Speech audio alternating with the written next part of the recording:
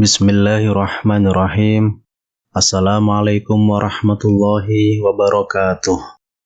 Syukur alhamdulillah kita bisa berjumpa lagi di channel ini. Sholawat dan salam semoga selalu tercurahkan kepada junjungan kita Nabi besar Muhammad sallallahu alaihi wasallam. Allahumma sholli ala sayyidina Muhammad wa ala ali sayyidina Muhammad. Harapan dan doa saya untuk saudaraku semua yang menonton video ini. Semoga saudaraku semua selalu diberikan kesehatan oleh Allah, dimudahkan segala urusannya, dilapangkan rezekinya, diampuni segala dosanya. Amin ya rabbal alamin. Sahabat beriman yang dirahmati Allah, sholat tahajud adalah salah satu sholat sunnah yang paling utama. Amalan tahajud merupakan sebuah amalan yang disukai oleh Allah Subhanahu wa Ta'ala. Meskipun amalan tahajud ini hukumnya hanya sunnah, akan tetapi terdapat banyak keutamaan yang diberikan pada orang-orang yang menjalankan amalan ini secara rutin.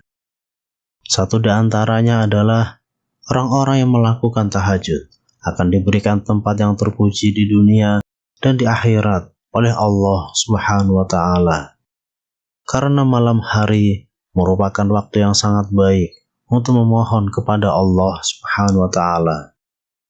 Pada waktu sehabis sholat tahajud, kita dianjurkan untuk berdoa berdasarkan dengan kebutuhan-kebutuhan dan keinginan-keinginan kita masing-masing. Memohon segala sesuatu sesuai dengan hajatnya, baik kepentingan dunia maupun akhirat, kepada Allah Subhanahu wa Ta'ala semata. Sebenarnya, ini juga merupakan sikap ketundukan kita dan ketidakberdayaan kita sebagai seorang hamba yang lemah di hadapan Allah.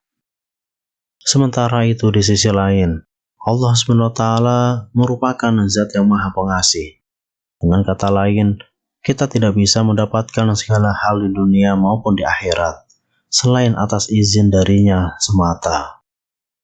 Dari segala keuntungan, baik yang diberikan di dunia maupun akhirat, yang bisa kita dapat ketika mengamalkan sholat tahajud, maka banyak orang yang berlomba-lomba untuk mengamalkannya. Apakah untuk menjadi ahli tahajud, kita harus selalu mengantuk ketika siang hari, atau kita harus memiliki mata hitam karena selalu kurang tidur? Saya katakan tidak juga seperti itu. Sebenarnya, ada beberapa ciri-ciri orang yang mengamalkan sholat tahajud. Meskipun pada akhirnya, ciri-ciri ini bukanlah untuk ditunjukkan, akan tetapi untuk direnungkan. Namun dalam menjalankan sholat tahajud, pasti juga banyak sekali tantangannya.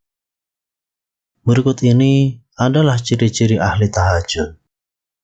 Di antaranya, yang pertama adalah ahli ibadah. Sebagai amalan sunnah, sudah seharusnya sebelum menjadi ahli tahajud, kita telah menuntaskan segala amalan yang hukumnya wajib terlebih dahulu. Jadi, tidak mungkin orang yang sungguh-sungguh mengamalkan sholat tahajud, malah dengan sengaja berniat untuk tidak melaksanakan sholat isya. Jika seseorang meninggalkan amalan sunnah tidak mendapatkan dosa, sementara jika seseorang meninggalkan amalan wajib, maka ia akan mendapatkan dosa. Maka sebagai ahli tahajud, ciri-ciri yang pertama adalah bahwa orang tersebut merupakan seorang yang juga ahli ibadah. Minimal, ia melaksanakan segala perintah Allah Subhanahu wa Ta'ala yang hukumnya wajib. Bahkan, dengan melaksanakan tahajud, orang tersebut berarti ingin meningkatkan terus ibadahnya, baik dari segi kualitas maupun kuantitas. Sholat tahajud sebagai amalan sunnah juga seharusnya dibarengi dengan pemahaman yang mumpuni terkait syarat dan hukum amalan tahajud. Doa apa yang harus dibaca, ayat apa yang harus dihafal, dan lain sebagainya. Maka, Sebagai ahli tahajud, ia juga memiliki pemahaman fikih keagamaan yang mendalam. Sementara pada saat yang sama, ia akan berusaha terus mendalami ilmu yang ia miliki. Kemudian yang kedua, rendah hati. Sholat tahajud adalah sholat yang dilakukan pada malam hari ketika banyak orang tertidur. Amalan ini dilakukan pada waktu yang sepi. Maka dari itu ketika melaksanakan sholat, tidak banyak orang yang tahu. Bahkan bisa jadi hanya ahli tahajud itu sendiri yang mengetahuinya. Hal ini merupakan cikal bakal dari ciri-ciri orang yang sering sholat tahajud, yaitu kerendahan hati. Orang lain tidak perlu tahu bahwa seseorang melaksanakan sholat tahajud, kecuali dalam kasus-kasus tertentu, misalnya berdakwah atau memberi contoh. Sebenarnya, semua ibadah yang berhukum wajib maupun sunnah memang tidak diperbolehkan untuk riya. Akan tetapi, sholat tahajud merupakan amalan yang tepat untuk dilaksanakan tanpa diketahui orang lain. Sehingga pada akhirnya, kerendahan hati ini dapat berpengaruh pada amalan-amalan yang lain. Ia tidak perlu menunjukkan bahwa ia telah bersedekah atau amalan lainnya. Yang ketiga, selalu berprasangka baik kepada orang lain. Sebagai ahli tahajud, kerendahan hati yang dimiliki berarti ia juga bisa berprasangka baik kepada orang lain dan kepada Allah Subhanahu wa Ta'ala. Ahli tahajud berarti tidak mudah untuk menilai buruk seseorang, sebab ia tahu bahwa bisa jadi orang tersebut jauh lebih baik dari dirinya. Ketika seorang ahli tahajud mengamalkan tahajud secara diam-diam dan tidak perlu diketahui banyak orang, maka ia juga selalu sadar bahwa bisa jadi orang lain tidak menunjukkan amal ibadahnya. Ahli tahajud tahu bahwa banyak hal yang tidak ia tahu. Yang keempat, selalu berprasangka baik kepada Allah Subhanahu wa Ta'ala. Misalnya, ketika ia meminta sesuatu, tetapi tidak kunjung dipenuhi oleh Allah, maka hal itu membuat seorang ahli tahajud melakukan introspeksi diri. Apakah hal yang diminta adalah hal yang buruk, atau ia sebenarnya belum layak untuk mendapatkan hal tersebut? Seorang ahli tahajud dengan mudah bisa berprasangka baik kepada segala keputusan yang diberikan oleh Allah Subhanahu wa Ta'ala.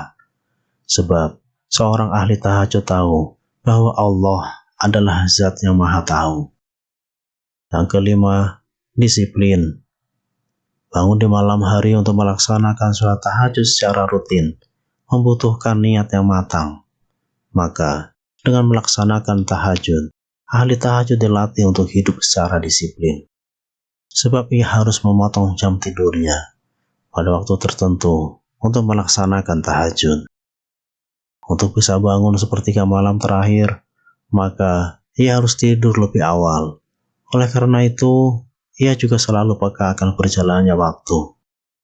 Dalam aktivitasnya sehari-hari, ia memperlakukan pengorganisasian waktu dengan efektif dan efisien. Yang keenam, memiliki pola hidup yang sehat. Agar bisa rutin terbangun di sepertiga malam terakhir dan bisa melaksanakan aktivitas pada siang harinya, maka pola hidup yang diperlakukan oleh ahli tahajud pun harus terjaga. Ia mengkonsumsi makanan-makanan yang bergizi, tidur tidak pada larut malam, dan lain sebagainya. Hal ini dilakukan demi menjaga agar ia tidak kehilangan ritmenya dalam melaksanakan rutinitas sholat tahajud. Selain hal yang telah disebutkan di atas, pagi hari atau dalam hal ini sepertiga malam terakhir adalah waktu ketika ahli tahajud bisa menghirup udara pagi yang penuh oksigen.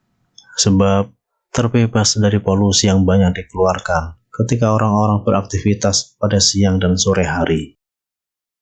Kemudian yang ketujuh, produktif. Selepas melaksanakan sholat tahajud, ada banyak kegiatan yang bisa dilakukan. Sebagai contoh misalnya, dengan membaca buku atau mempersiapkan segala hal yang akan digunakan pada siang hari. Dengan begitu, pengorganisasian yang disiplin membuat ahli tahajud bisa memperkirakan waktunya dengan seefisien mungkin. Melakukan aktivitas pada pagi hari adalah cara agar kegiatan tersebut bisa dilakukan secara berkualitas. Sebab ketika pagi hari, otak kita bisa dengan mudah menyerap segala hal dengan mudah. Karena pada hari itu pikiran-pikiran kita belum dipenuhi oleh bermacam hal. Wallahu a'lam. Wassalamualaikum warahmatullahi wabarakatuh.